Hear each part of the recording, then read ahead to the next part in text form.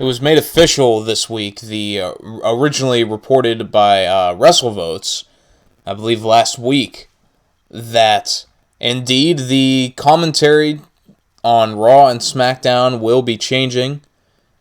And on Raw, it will be headed by Vic Joseph, Dio Maddin, and Jerry Lawler. So, I'm not really feeling Jerry Lawler being a commentator in a full-time role in 2019. But, I mean, we don't exactly know if that's the plan, if he's going to be there full-time, or if it's going to be a varied thing. As far as Vic Joseph and Dio Maddin, now Dio Maddin is one that is completely out of left field. And credit to WrestleVotes, they reported it before this came to fruition. And everyone, including myself, thought that they were fed bogus information. So, credit to them. And as far as Vic Joseph, I'm a fan of Vic. I was a fan when they brought him in for the Raw when Lawler got taken out by The Fiend. I think he has a good voice, which can't be understated in a commentary role. Vic definitely has a voice that when you hear it, you know it's his. It's a unique sort of thing that I think any good commentator would be fortunate to have. As far as Dio Maddin, I've never heard his commentary, I don't think.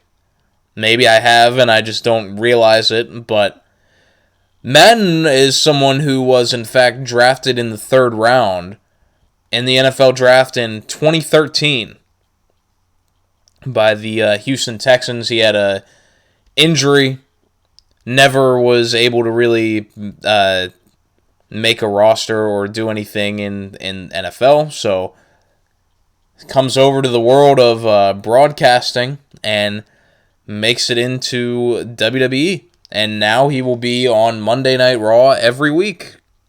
So quite a turnaround for Dio Maddin there. We'll see what he and Vic Joseph are able to do together on the big stage there. But then with SmackDown, which is now going to be positioned as the A show with the deal on Fox, it will be headed by Corey Graves and Michael Cole, with Renee Young being listed as a special contributor. Whatever that means. I mean, who knows? Renee will also be a part of the FS1 Studio Show, which is called WWE Backstage, which is a pretty lame name, I must say. But that show will feature herself and Booker T, as the hosts. And that, I believe, was said to be airing Tuesdays at 11 Eastern. I believe it said 11 p.m., but I'm not sure on that. For it to be sort of like a sports show, I expected it to be in the morning, for whatever reason. But yeah, that'll be on FS1.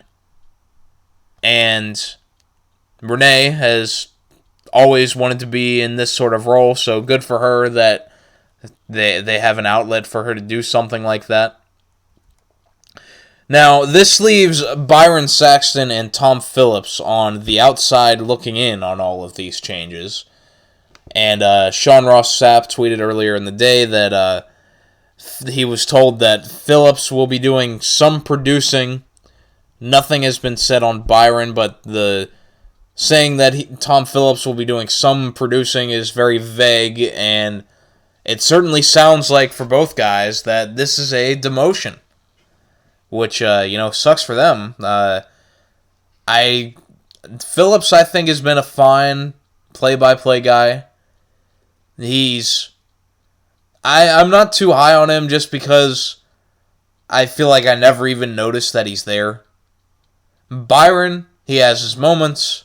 I think throughout the last year he's been really good, especially during the Kofi Kingston storyline when he was going up to win the world title at WrestleMania.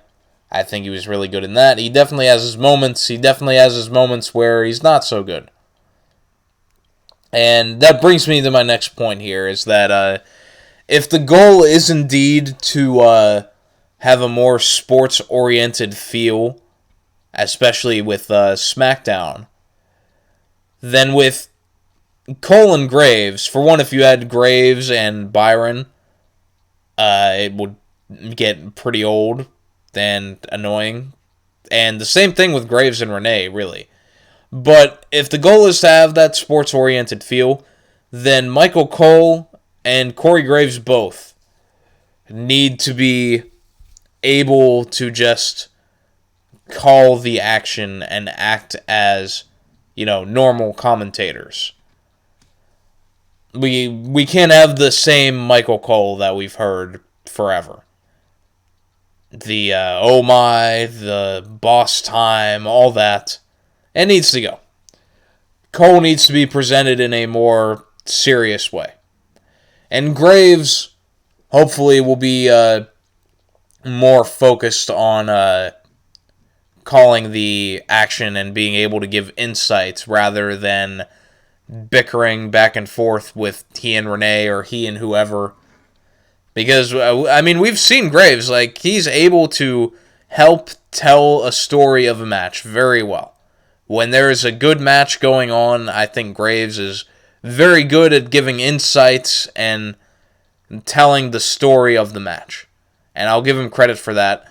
But then, at the same time, I think there's times when he knows that something isn't really that serious, so it goes into more of a joking sort of Corey Graves, where he just bickers with whoever's on commentary with him.